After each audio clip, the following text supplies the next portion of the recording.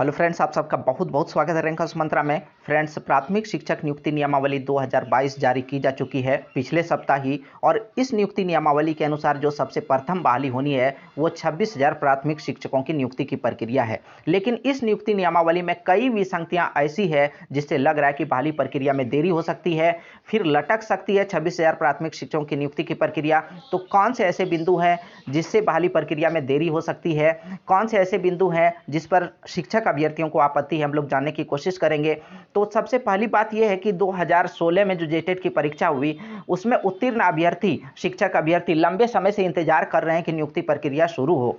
और वहीं 2016 के बाद जेटेट की परीक्षा नहीं हो पाई तो उन्हें भी आशा थी कि इस नियुक्ति प्रक्रिया में, जो लंबे समय के बाद नियुक्ति प्रक्रिया भी शुरू हो रही है, उन्हें भी मौका मिलेगा। तो दोनों की आपत्तियां और दोनों की डिमांड अपने जगह बिल्कुल जायज़ है और सरकार के पास ऐसे रास्ते भी हैं कि दोनों को संतुष्ट किया जा सके, लेकिन गंभीरता होनी चाहिए। लेकिन इस विषय पर हम लोग चर्चा किसी और वीडियो में करेंगे। यहाँ पर हम लोग जो चर्चा करने जा रहे हैं कि किन विसंगतियों के कारण बहाली प्रक्रिया में देरी हो सकती है। जैसा कि आप सभी जान रहे हैं कि जेएसएससी सीजीएल की वैकेंसी आई हुई है, उसकी परीक्षा अभी तक नहीं हो पाई है, लेकिन मामला कोर्ट में भी चला गया है। तो अब देखें, सबसे पहला पॉइंट जो है कि मुख्य परीक्षा का प्रावधान 2013 और 2016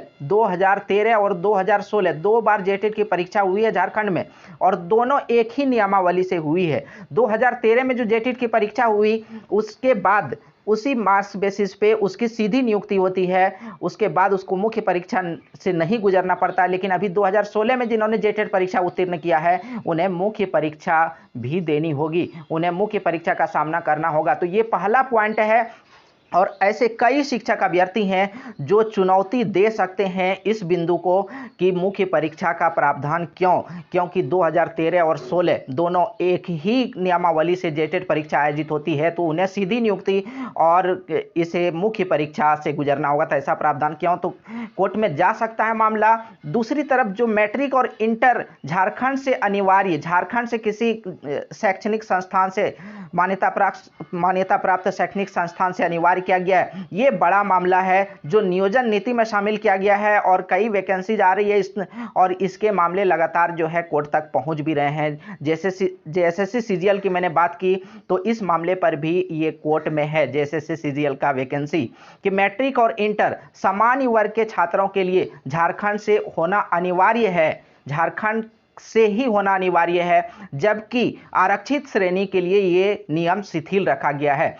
तो सामान्य वर्ग के ऐसे बहुत सारे छात्र हैं जिन्होंने किसी कारणवश मैट्रिक और इंटर झारखंड से ना किया हो और किसी अदर स्टेट से किया हो, तो क्या उन्हें नियुक्ति प्रक्रिया से वंचित किया जा सकता है?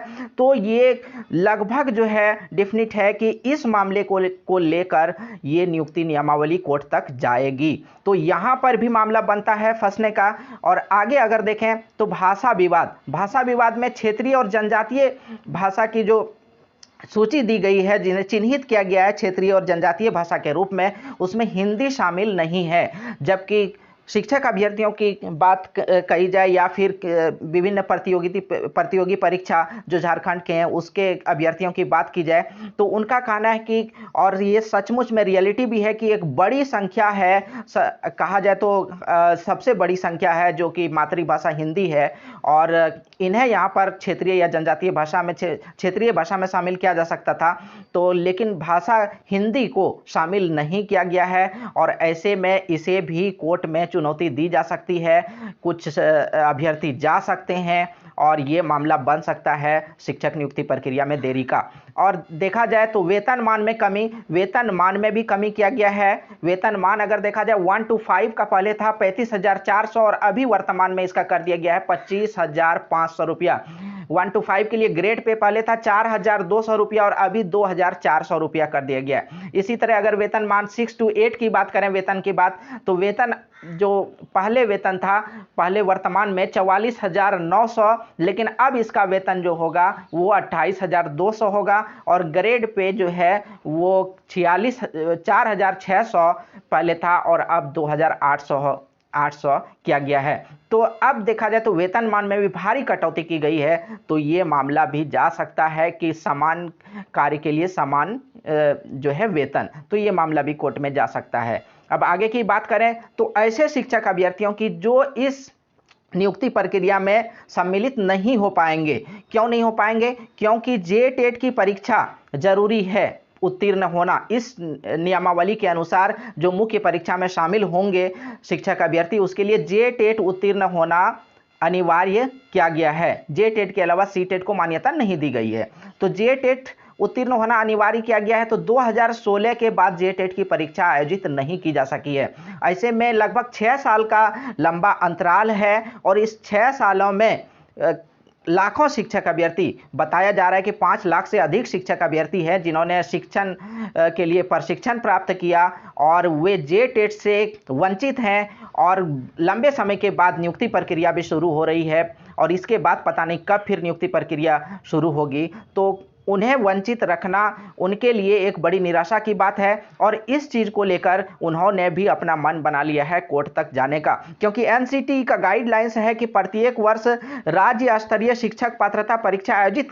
किया जाए और अगर आयोजित नहीं किया जा सके तो सीटेट को मान्यता दी जा सकती है। लेकिन यहाँ पर सीटेट को भी मान्यता नहीं दी गई है और जेटेट भी कहा जा रहा है कि शिक्षक नियुक्ति प्रक्रिया पहले 26,000 के लिए पूरी कर ली जाएगी और उसके बाद जेटेट की परीक्षा सितंबर में आयोजित होने की बात की जा रही है, जबकि शिक्षक नियुक्ति प्रक्रिया जो 26,000 प्राथमिक शिक्षकों के लिए है उसे जून में ही शुरू किया जाना है।